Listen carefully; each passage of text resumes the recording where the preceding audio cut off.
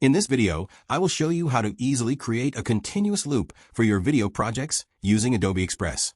Whether you are creating a background for a social media post or a repetitive animation for a presentation, looping is a fundamental skill that can make your content feel professional and polished.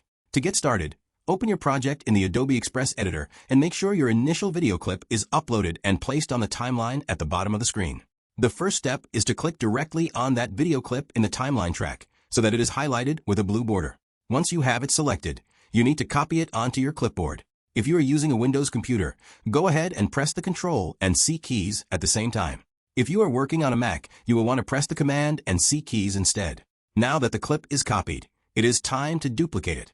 Press Control and V on Windows or Command and V on Mac to paste the new version of your clip.